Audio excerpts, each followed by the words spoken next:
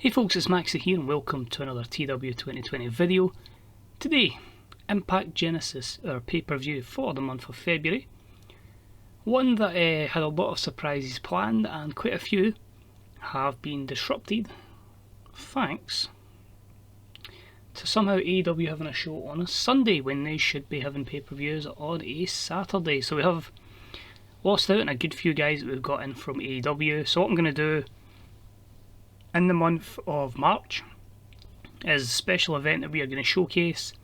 We will have that on a Friday. So at the moment, pay-per-views, where we're at the deal with it just now, we'll move to Fridays in-game. Doesn't really affect anything in terms of viewership. Really, just a case of, it'll be a different day. I'll be intrigued to see what differences there is though from moving that pay-per-view date financially. So with this one, we're going to put no extra details in, as in no special set, no celebrities. We're going to hope the star power that we have acquired, because there are some surprises, that can hopefully get this show to be a monumental success. So, without further ado, this is Impact Genesis.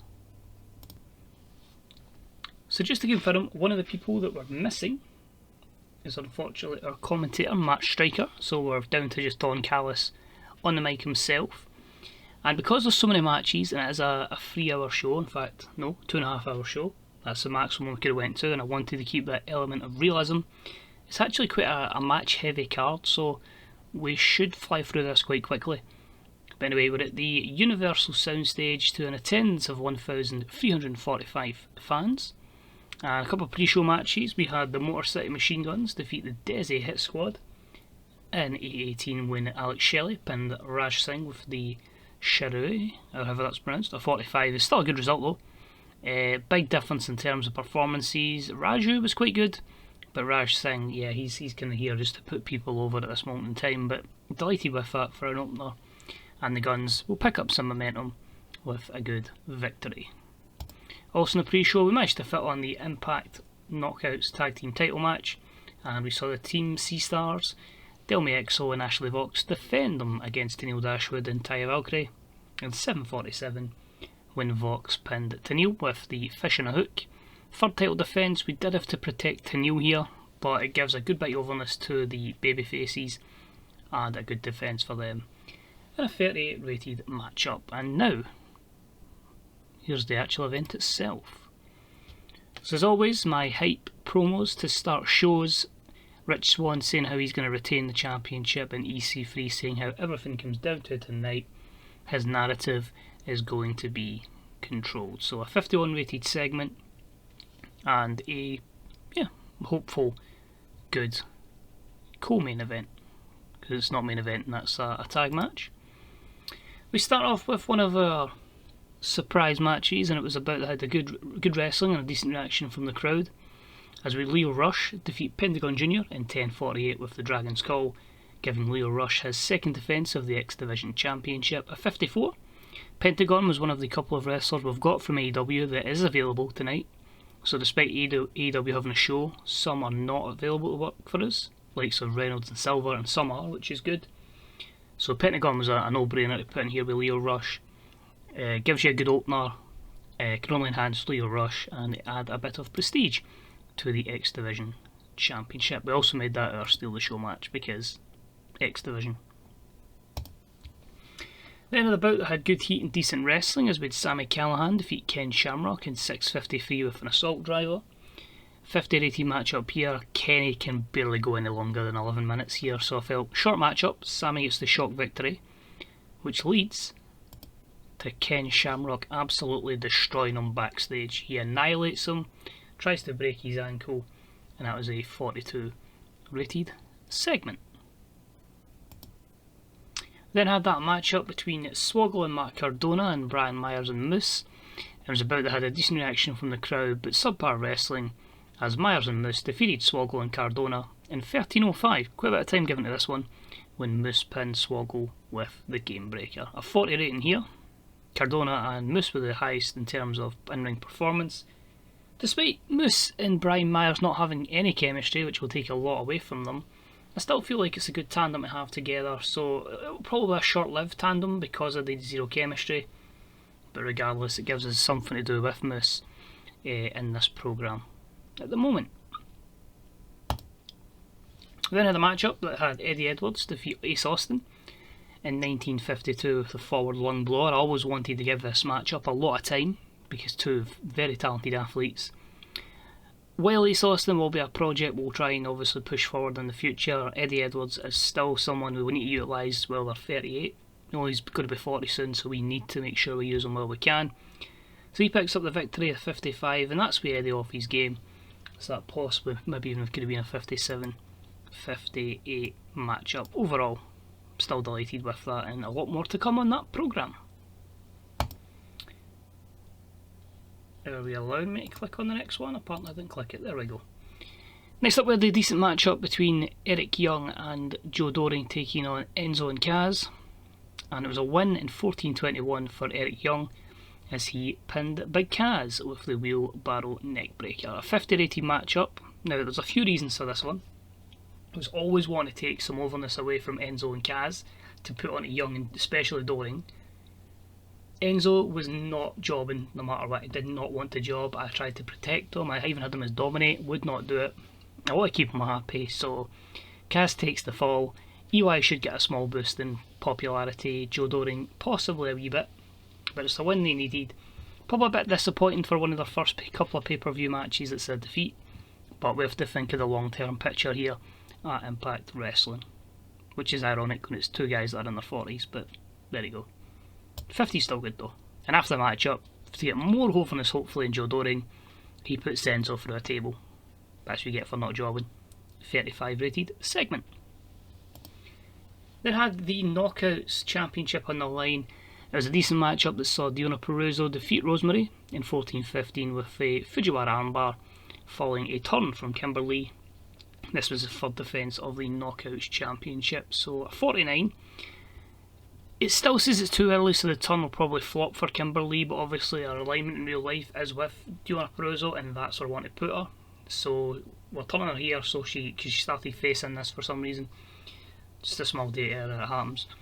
The amount of stuff the guys do is, there's always going to be small little things that get missed out, so it's completely understandable.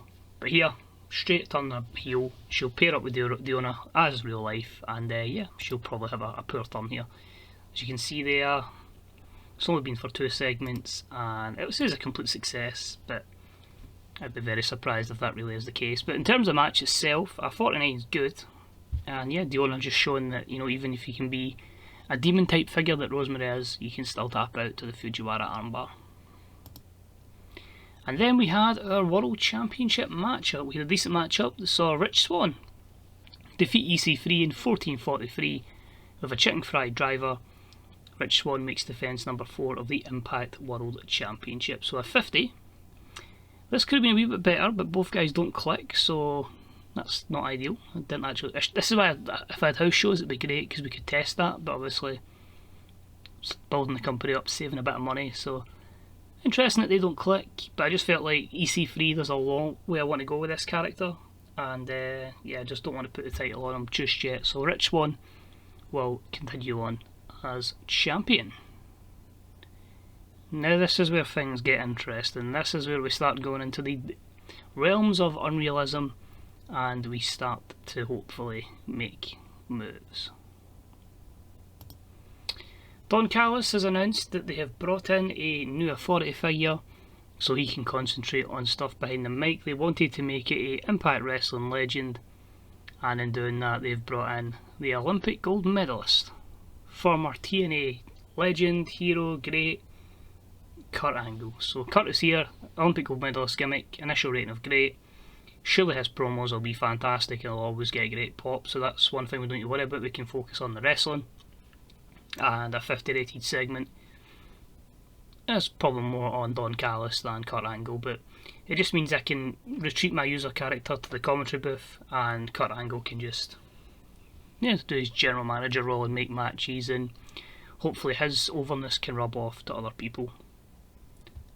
Kurt says a few words. Well, there you go, straight off the bat, a 78. So if we are judging it on our top promo, and we've got a 78 rated top promo, we don't need to do too much of our matches, so we should be in a healthy position. what Kurt says here is he's hoping within the next month he's going to bring another Olympic hero to Impact Wrestling. So more on that when it happens. The deal is done, they just won't be here in time for the tapings, so we'll wait word on who that will be. And also confirms that our event for March, which there isn't one in this, is going to be the Impact Wrestling Tag Team World Cup. We'll see some of the best tag teams from Impact Wrestling and some of the best tag teams from All Elite Wrestling.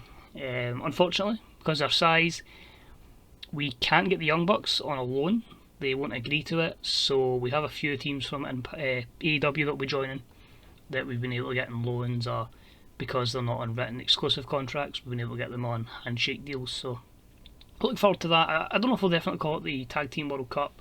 I'll take a bit of time to think about it, but it will be a Tag Team Cup tournament that we'll have. Because I did say, as much as we'll get some, a World Championship, if we can keep our tag teams main eventing, that's going to be quite cool to have. So 78 promo, Kurt brings a lot of news with him. And our main event, will that draw high as well? 56. It was a good matchup. The Inflictors of Pain defeat the North in 16:01 when Dinza pinned Josh Alexander with the last chapter. So a simple, effective matchup there. Two extremely good tag teams, and the Inflictors of Pain continue their dominant run in Impact Wrestling. However, the North take exception to this after the match and jump them, and they're joined by AEW tag team Stu Grayson and Evil Uno of the Dark Order, and the 4-on-2 assault ends the show. A 44 rating for that. Stu Grayson was adequate, Evil Uno was poor, as in evildoer gimmicks, and we finished the show with the 4 men standing tall. 2 tag teams that will be in that. We could be looking at, honestly, well, that's what 3 tag teams there, 8 tag teams possibly. If we can get that number, we'll be delighted. So I might have some of the qualifiers on Impact over the next couple of weeks, but because of the Kurt Angle promo, overall ratings are 58, and we increase our popularity in 56 regions. So I felt like realistic Kurt Angle, no, but it's just someone that's just going to give us an awesome promo every week. So same as Enzo and Kaz, they were always going to give us a good promo so we can focus more on the in-ring stuff. But every championship is retained. Quite a lot of heels going over, which is worrying. Babyfaces, I suppose, Inflictors of Pain, Leo Rush, Rich Swann, there's a couple of Eddie Edwards. I think we're in a good position, but we need to start identifying who's going to be the 4 or 5 that are going to take us to the next level. We'll carry on, and we'll see if we make money, if we lost money for that course of that month there, because we obviously did do a few things. And yeah, we'll also see what kind of news is kicking about. But it's weird, we don't really need to focus too much on pop at the moment, because, as I say, we don't really have anyone that's really broken out. But I'm hoping we're in a good position, and I'm hoping this gamble of moving to the Friday for the pay-per-view is going to be good. So AEW had Revolution last night, so I just want to click on that one. So Revolution on the Sunday instead of the Saturday. You can see there's a few people we have deals for that couldn't make it. If we can, Company Wars. So let's check their schedule, events and TV. So there you go, Revolution was down on the February event. They don't have anything for March, so we should actually get away with that. So their AI hasn't changed anything yet, but that's good to know then. So it's obviously just a wee issue there with Full Gear and Revolution that we moved to Sunday. So I'll monitor that, and we'll adjust the pay-per-view, because we don't have anything in our events and TV at this time for March. Next event will be Slammiversary, and obviously we're changing for that model. So I don't want to go through too much because there's spoilers, but a massive 3,000 profit. Not a lot, but we did spend a lot more on production and workers is where we're going to spend most of it. Everything else is actually about the same. Actually down on sponsorship, which is a bit sad, but as long as we can get the size bigger, that's the one thing we need to focus on. And you can see with the 45 and the 40, it's been a slow step, but I think now we've started to find our groove with that, and if we can keep at that pace, we should be in a good position. And there we go.